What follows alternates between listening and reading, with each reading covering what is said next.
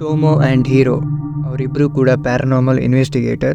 ಅವರ YouTube channel ಹೆಸರು ಬಂದು ಒಮಗಾ ಟೋಕಿ ಫಿಲ್ಮ್ ಅಂತ. ಅವರು ನಾರ್ಮಲ್ ಆಗಿ ಜಪಾನಲ್ಲಿ ಇರುವ ಹಾಂಟೆಡ್ ಪ್ಲೇಸಸ್ಸಿಗೆ ಹೋಗಿ ಎವಿಡೆನ್ಸನ್ನು ಕಲೆಕ್ಟ್ ಮಾಡ್ತಾರೆ. ಹಾಗೆ ಆ ಒಂದು ಪ್ಲೇಸ್ ಹಾಂಟೆಡಾ ಅಂತ ಚೆಕ್ ಮಾಡ್ತಾರೆ. ಒಂದು ದಿನ ಒಬ್ಬ ಅಪಾರ್ಟ್ಮೆಂಟ್ ಓನರ್ ಬಂದು ಇವ್ರ ಹತ್ರ ಹೆಲ್ಪ್ ಮಾಡಿ ಅಂತ ಕೇಳ್ತಾನೆ. 今回はお部屋の方をご紹介していただいてどうもありがとうございます。ありがとうございます。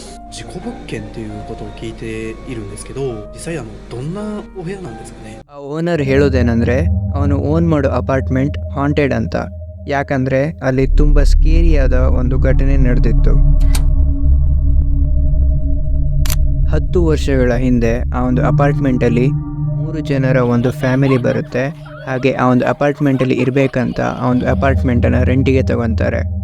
ಆ ಒಂದು ಫ್ಯಾಮಿಲಿಯಲ್ಲಿ ಹಸ್ಬೆಂಡ್, ವೈಫ್ ಮತ್ತು ಅವರ ಮಗು ಇರುತ್ತೆ. ಆ ಒಂದು ಹಸ್ಬೆಂಡ್ ಒಂದಿನ ಅವನ ಹೆಂಡತಿ ಮತ್ತು ಮಗನನ್ನು ಬ್ರೂಟಲಾಗಿ ಮರ್ಡರ್ ಮಾಡ್ತಾನೆ. ಹಾಗೆ ಅವರ ಬಾಡಿಯನ್ನು ಆ ಒಂದು ಅಪಾರ್ಟ್ಮೆಂಟಲ್ಲಿ ಒಂದು ರೂಮಲ್ಲಿ ವಾರ್ಡ್ರೋಬ್ ಇತ್ತು, ಆ ಒಂದು ವಾರ್ಡ್ರೋಬ್ ಒಳಗಡೆ ಬಚ್ಚಿಡ್ತಾನೆ. ಹಾಗೆ ಅವನು ಅಲ್ಲಿಂದ ಎಸ್ಕೇಪ್ ಆಗ್ತಾನೆ. ಆ ಒಂದು ಘಟನೆಯಾಗಿ ಇಷ್ಟು ವರ್ಷ ಆದರೂ ಕೂಡ ಆ ಒಂದು ಅಪಾರ್ಟ್ಮೆಂಟ್ ಓನರಿಗೆ ಆ ಅಪಾರ್ಟ್ಮೆಂಟ್ ರೆಂಟಿಗೆ ಕೊಡೋದು ತುಂಬ ಕಷ್ಟವಾಗಿತ್ತು. ಆ ಒಂದು ಅಪಾರ್ಟ್ಮೆಂಟಿಗೆ ಯಾವುದೇ ಒಂದು ಫ್ಯಾಮಿಲಿ ಬಂದರೂ ಕೂಡ ಆಲ್ಮೋಸ್ಟ್ 1 ವೀಕ್ ಇರ್ತಾಯಿದ್ರು. ಅದಾದಮೇಲೆ ಏನಾದರೂ ಒಂದು ರೀಸನ್ ಕೊಟ್ಟು ಅಲ್ಲಿಂದ ಹೋಗ್ತಾಯಿದ್ರು. ಇದಕ್ಕೋಸ್ಕರನೇ ಟೋಮೋ ಹಾಗೂ ಹೀರೋ ಹತ್ರ ಆ ಒಂದು ಅಪಾರ್ಟ್ಮೆಂಟ್ ಓನರ್ ಬಂದು ಹೆಲ್ಪ್ ಕೇಳೋದು. 1 ವಾರ ಆ ಒಂದು ಅಪಾರ್ಟ್ಮೆಂಟಲ್ಲಿ ಇದ್ದು ಇನ್ವೆಸ್ಟಿಗೇಟ್ ಮಾಡಿ ಅಂತ ಕೇಳ್ತಾನೆ. ಟೋಮೋ ಆ ಒಂದು ಅಪಾರ್ಟ್ಮೆಂಟಲ್ಲಿ ಯಾವ ಒಂದು ರೂಮಲ್ಲಿ ಮರ್ಡರ್ ಆಗಿತ್ತೋ ಅದೇ ರೂಮಲ್ಲಿ 1 ವೀಕ್ ಒಬ್ಬನೇ ಇರೋದಕ್ಕೆ ಡಿಸೈಡ್ ಮಾಡ್ತಾನೆ. ಹಾಗೆ ಒಂದು ಕ್ಯಾಮರಾನ ಕೂಡ ಪ್ಲೇಸ್ ಮಾಡ್ತಾನೆ. ಆ ಒಂದು ಕ್ಯಾಮರಾ 24 ಅವರ್ಸ್ ಎಲ್ಲದನ್ನು ರೆಕಾರ್ಡ್ ಮಾಡ್ತಾ ಇರುತ್ತೆ. ಕಂಪ್ಲೀಟಾಗಿ 2 ಡೇಸ್ ಮುಗಿಯುತ್ತೆ. ಯಾವುದೇ ಥರ ಪ್ಯಾರನಾರ್ಮಲ್ ಆ್ಯಕ್ಟಿವಿಟಿ ಅಥವಾ ವಿಯರ್ಡ್ ಆಗಿರೋ ಆ್ಯಕ್ಟಿವಿಟಿ ಟೋಮೋಗೆ ಎಕ್ಸ್ಪೀರಿಯನ್ಸ್ ಆಗಲ್ಲ. ಆದರೆ 3ನೇ ರಾತ್ರಿ ಟೋಮೋಗೆ ವಾಶ್ರೂಮಲ್ಲಿ ಸಮಥಿಂಗ್ ವಿಯರ್ಡ್ ನೋಟಿಸ್ ಮಾಡ್ತಾನೆ.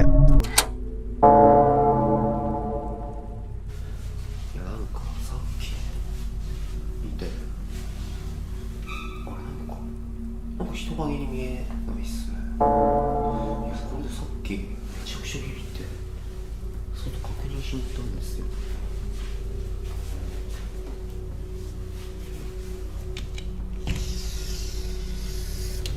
で確認何にもないんですよね。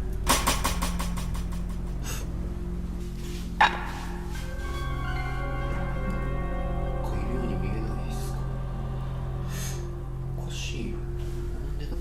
ಟೋಮೋಗೆ ವಾಶ್ರೂಮ್ ವಿಂಡೋ ಅಲ್ಲಿ ಒಂದು ಶ್ಯಾಡೋ ಕಾಣಿಸ್ತಾ ಇರುತ್ತೆ. ಆದರೆ ಆ ವಿಂಡೋ ಹತ್ರ ಹೋಗಿ ಚೆಕ್ ಮಾಡಿದ್ರೆ ಅಲ್ಲಿ ಯಾವುದೇ ಒಂದು ವಸ್ತು ಇರಲ್ಲ. ಆ ಒಂದು ಶ್ಯಾಡೋನ ಕ್ರಿಯೇಟ್ ಮಾಡೋ ಥರ ಯಾವ ಒಂದು ಆಬ್ಜೆಕ್ಟ್ಸ್ ಕೂಡ ಆ ವಿಂಡೋ ಹತ್ರ ಇರೋದಿಲ್ಲ. ನೆಕ್ಸ್ಟ್ ನೈಟ್ ಅಂದರೆ 4ನೇ ರಾತ್ರಿ ಇನ್ನೂ ವಿಯರ್ಡ್ ಆಗಿರೋ ಎಕ್ಸ್ಪೀರಿಯನ್ಸ್ ಟೋಮೋಗೆ ಆಗುತ್ತೆ.トイレに行こうと思って気づいたんですけど、昨日フロアのすりガラスのところになんか影みたいなのがあったじゃないですか。で、ないっすよね。なんか昨日もっと影みたいなの映ってない気がするんだけどな。おかしいよな。なんだったんだろう。 ಟೋಮೋ ಮತ್ತೆ ಆ ಒಂದು ವಾಶ್ರೂಮಿಗೆ ಹೋಗ್ತಾನೆ. ಹಾಗೆ ಆ ಒಂದು ವಿಂಡೋನ ಚೆಕ್ ಮಾಡ್ತಾನೆ. ಆದರೆ 4ನೇ ರಾತ್ರಿ ಆ ಒಂದು ಶ್ಯಾಡೋ ಆ ವಿಂಡೋದಲ್ಲಿ ಇರೋದಿಲ್ಲ. ಟೋಮೋಗೆ ಈ ಒಂದು ಇನ್ಸಿಡೆಂಟ್ ಆದಮೇಲೆ ತುಂಬ ಡಿಸ್ಟರ್ಬ್ ಆಗ್ತಾನೆ. ಹಾಗೆ ಕರೆಕ್ಟಾಗಿ ನಿದ್ದೆ ಕೂಡ ಮಾಡೋದಿಲ್ಲ. ಟೋಮೋಗೆ ಯಾರೋ ಆ ಒಂದು ರೂಮಲ್ಲಿ ಅವನನ್ನು ಅಬ್ಸರ್ವ್ ಮಾಡ್ತಿರೋ ಹಾಗೆ ಫೀಲ್ ಆಗ್ತಿರುತ್ತೆ. ಅದರಿಂದ ಅವನು ತುಂಬ ಡಿಸ್ಟರ್ಬ್ ಆಗಿರ್ತಾನೆ.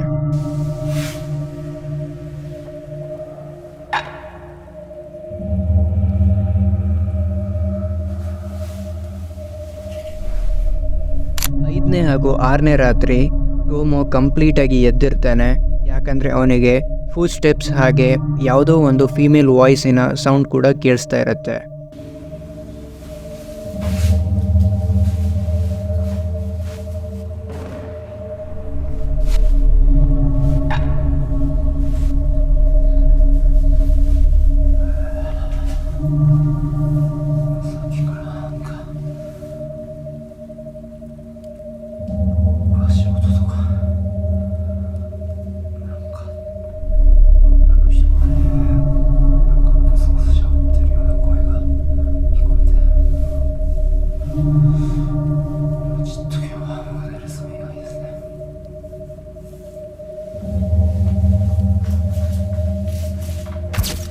7th ನೈಟ್ ಅಂದರೆ ಲಾಸ್ಟ್ ನೈಟ್ ಟೋಮೋಗೆ ತುಂಬ ಚೆನ್ನಾಗಿ ನಿದ್ದೆ ಬಂದಿರುತ್ತೆ.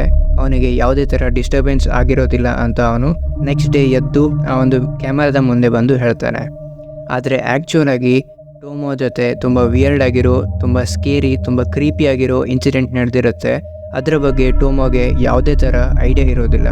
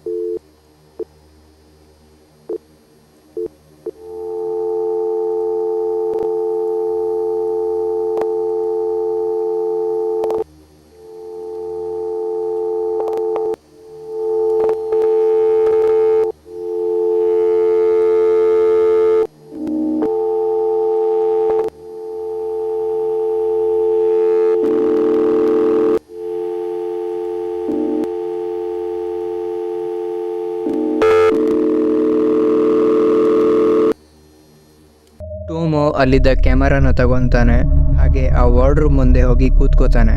ತುಂಬ ಕ್ರೀಪಿಯಾಗಿರೋ ಎಕ್ಸ್ಪ್ರೆಷನ್ಸ್ ಕೂಡ ಕೊಡ್ತಾ ಇರ್ತಾನೆ. ಆ ವಿಡಿಯೋ ಕೂಡ ತುಂಬ ಗ್ಲಿಚ್ ಆಗೋದಕ್ಕೆ ಶುರು ಆಗುತ್ತೆ. ಹಾಗೆ ಆ ಒಂದು ವಾರ್ಡ್ರೂಮಿಂದ ಒಂದು ಸ್ಕೇರಿ ಫೀಮೇಲ್ ಫೇಸ್ ಪೀಕ್ ಮಾಡುತ್ತೆ.